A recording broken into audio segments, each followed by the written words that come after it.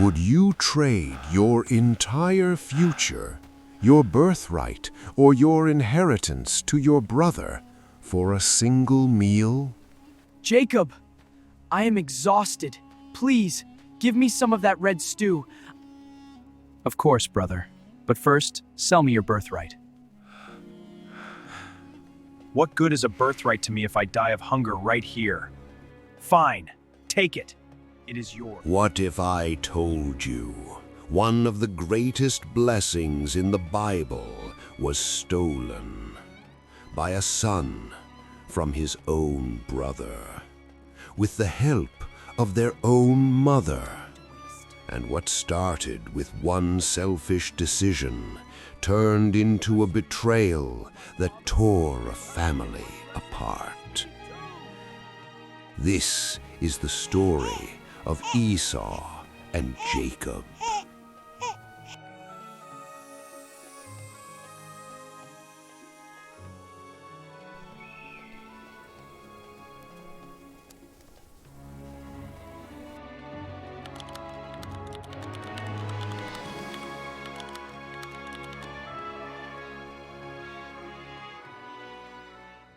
Long ago, in the ancient land of Canaan, there lived a man named Isaac, the son of the great patriarch Abraham.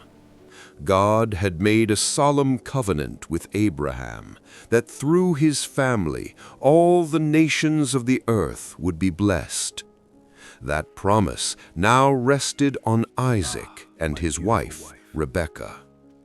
But for many years, Rebekah had no children. So Isaac prayed earnestly to the Lord on her behalf, and God answered. Rebekah became pregnant. But something strange was happening. The babies inside Rebekah seemed to be struggling, pushing and fighting against each other more than seemed natural. It troubled her deeply, and so she went to seek the Lord. Lord, if everything is going to be all right, why does this feel like a battle inside me? And the Lord said to her, 2 nations are in your womb. 2 peoples shall be separated from you. One people shall be stronger than the other, and the older shall serve the younger. And so it was. The day came when Rebekah gave birth to her twins. Squeeze my hand. We are here with you. The first son came out red all over, his skin rough and hairy like an animal's coat. They named him Esau. The second son came right behind him, his tiny hand gripping Esau's heel as if he refused to be left behind. They named him Jacob, which means he who grasps the heel. From the very beginning, these 2 boys were tied together, and yet they were nothing alike. As the boys grew, their differences became clear. Esau was a skilled hunter, rugged, bold, and wild. He loved the open fields, and he was good at bringing home fresh game. His father, Isaac, loved him deeply, especially for the food he prepared. Jacob, on the other hand, was a quieter man. He stayed close to the tents, calm, patient, and thoughtful. And his mother, Rebekah, had a special place in her heart. And so the family was quietly divided, not by hatred, but by favoritism. 2 brothers, 2 parents who each leaned a different way. And between those 2 boys, a tension was already beginning to grow. One afternoon, Jacob was cooking a rich pot of red lentil stew, thick, fragrant, and steaming. It smelled incredible. Just then, Esau came dragging himself home from the fields. He was worn to the bone, and the moment he smelled that stew, every other thought left his head. "Jacob, I am exhausted. Please give me some of that red stew. I am about to faint from hunger." Now Jacob looked at his brother, and in that moment a dangerous thought crossed his mind. Instead of simply sharing the meal, he made a calculating offer. "Of course, brother, but first sell me your birthright." Now the birthright was no small thing. In those days, the firstborn son received a double portion of the family's inheritance and the honored role as head of the household when the father died. It carried the weight of God's covenant blessing, wealth, authority, and the sacred promise God had made to Abraham. It was Esau's by right of birth. But Esau was hungry, he was tired, and in that moment he did not care. So he said, "What good is a birthright to me if I die of hunger right here? Fine, take it, it is yours." "Swear to me first," said Jacob. And Esau swore. He traded away his birthright, his future, his inheritance, his honor, for a single bowl of stew. He ate, drank, rose up, and walked away. The Bible tells us plainly, Esau despised his birthright. And just like that, the order of the family began to shift. Years passed. The boys became men, and Esau married 2 wives from the daughters of the Hittites, women of Canaan, Judith, the daughter of Beeri, and Basemath, the daughter of Elon. And these women were a source of great grief to both Isaac and Rebekah. Their father Isaac grew old and frail, his eyes too dim to see clearly. He knew his time was drawing short, and now he was ready to pass on the most sacred thing a father could give, his patriarchal blessing. So he called for Esau. "My son, I am old. I do not know the day of my death. Take your quiver and your bow and go out to the field and hunt game for me. Make me the meal that I love and bring it to me. I will eat it and give you my blessing before I die." The patriarchal blessing was binding, powerful, and irreversible. It carried with it the transfer of God's covenant, prosperity, authority, and the promise that God would be with that son's line forever. This was Esau's moment. But someone else had been listening. Rebekah moved quickly. She pulled Jacob aside and whispered a plan. Jacob would dress as Esau, carry in a freshly prepared meal, and receive the blessing before his brother returned. "But mother, Esau is hairy and I am smooth. What if father touches me? He will know I am deceiving him, and instead of a blessing, I will receive a curse." Rebekah responded, Let any curse fall on me, my son.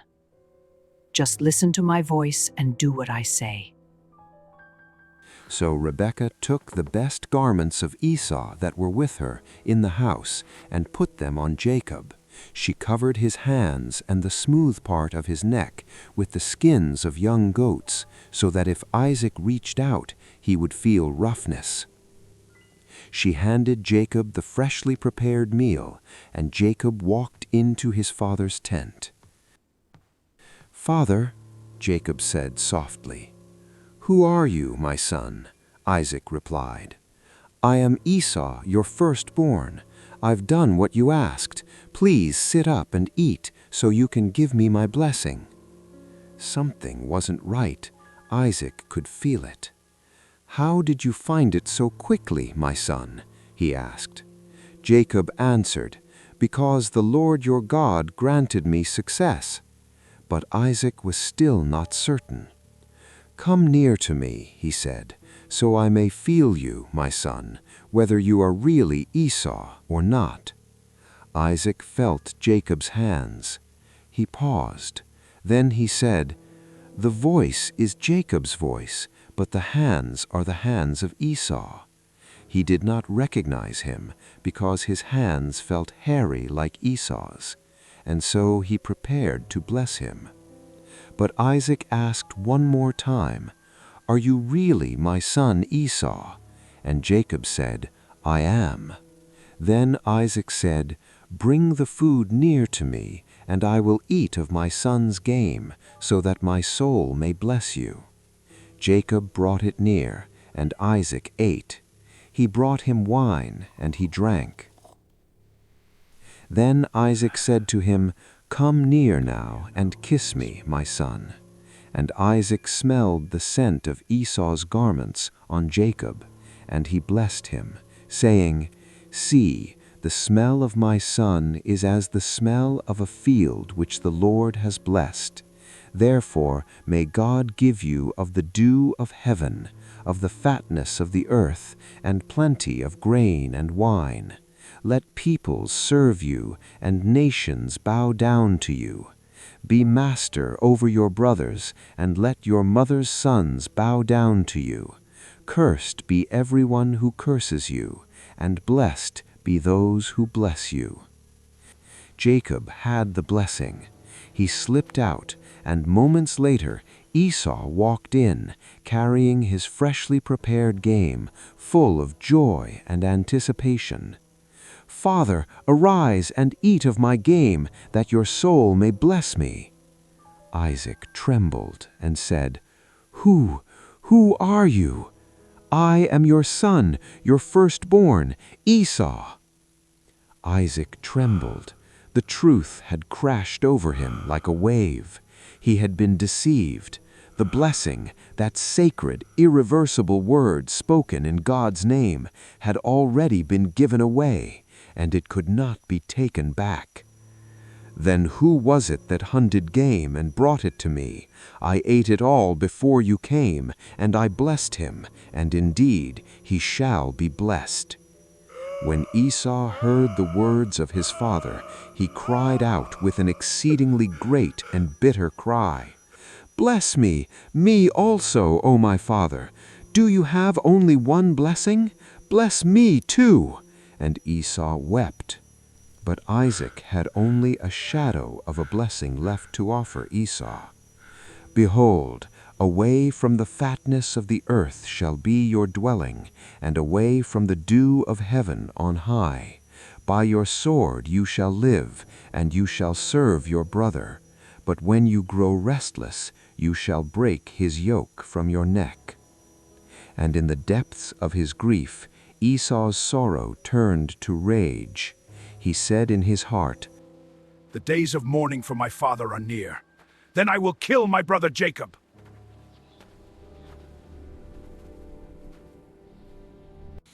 Jacob had the blessing, but he had also made a deadly enemy, his own flesh and blood.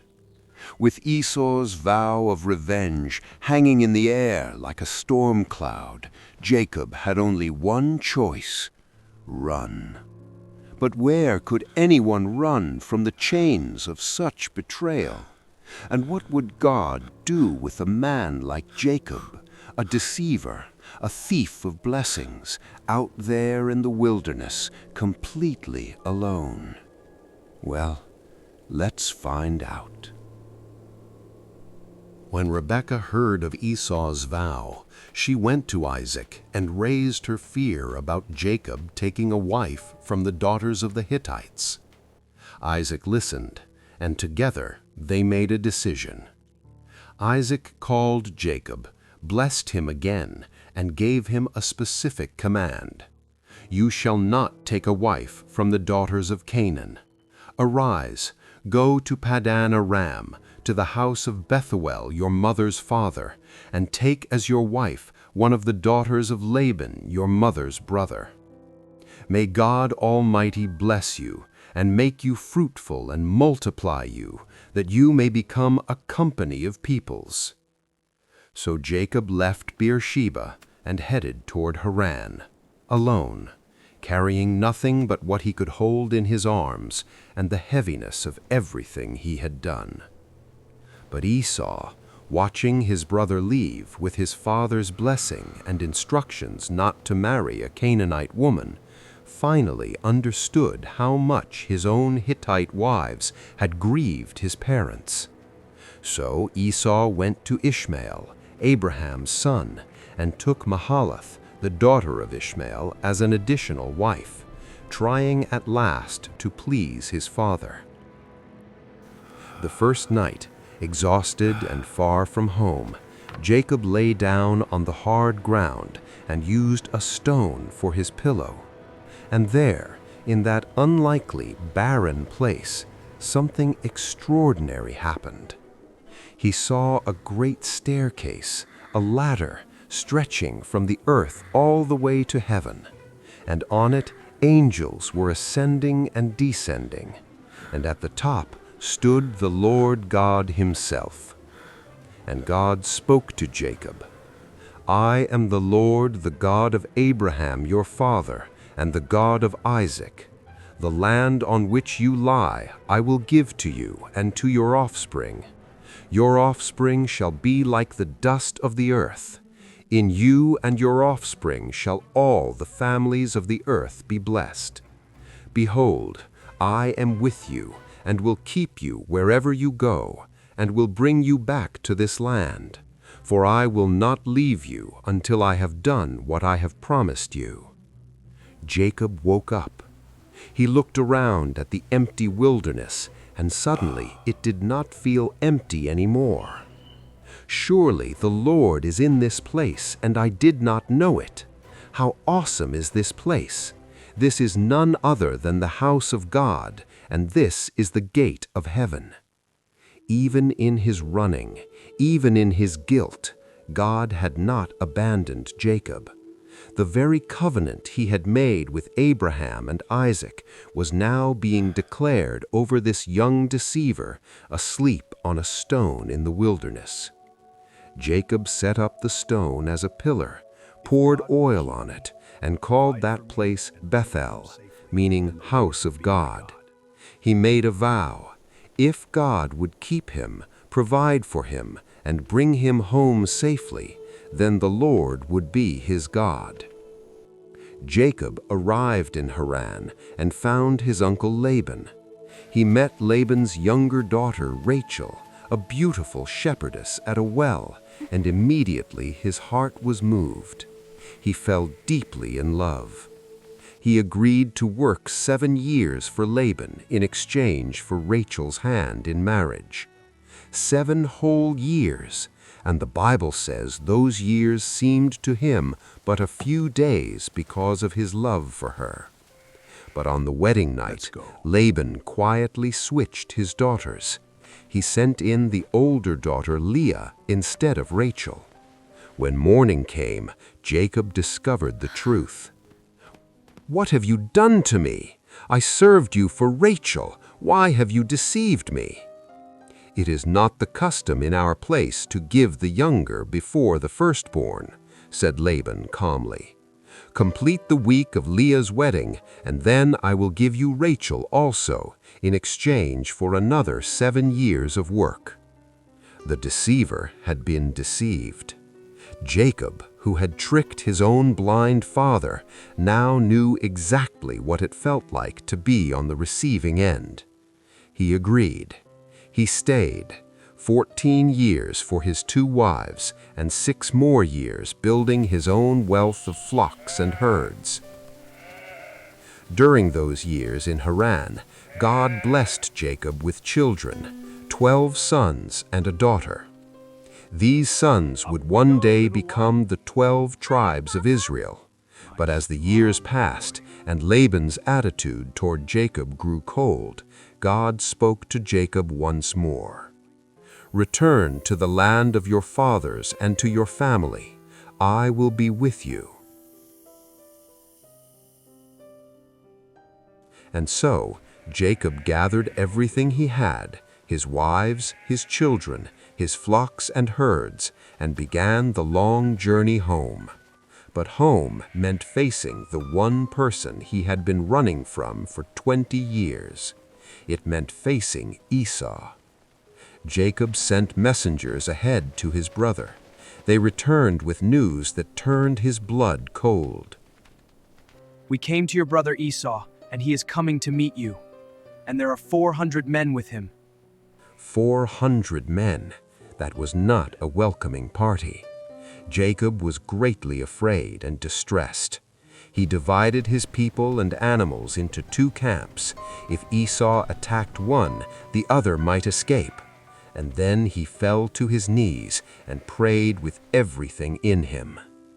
O God of my father Abraham and God of my father Isaac, I am not worthy of the least of all the deeds of steadfast love and faithfulness that you have shown to your servant.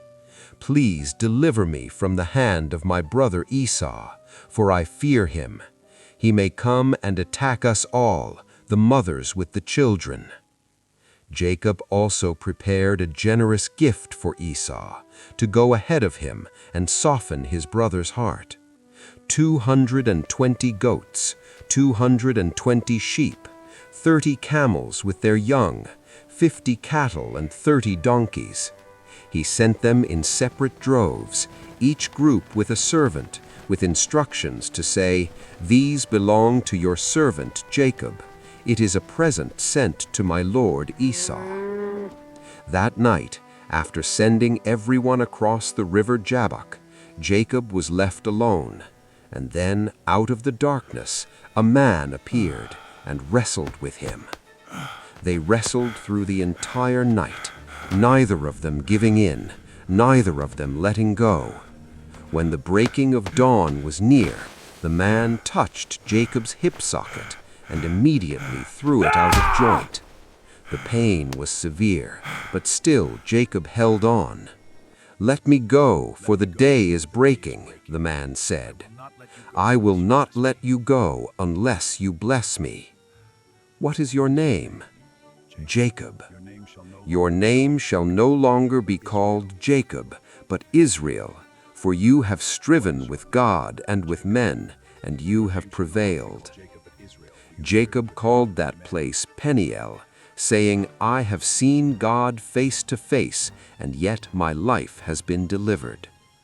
He crossed the river as the sun rose, and he was limping because of his hip. He was changed. Physically, he would walk with a limp for the rest of his days, but inside, he was no longer the same man who had fled 20 years before. Jacob, the heel-grabber, the deceiver, was now Israel, one who wrestles with God. The moment had come. Jacob looked up and saw Esau coming in the distance with his 400 men. Jacob braced himself. This was it.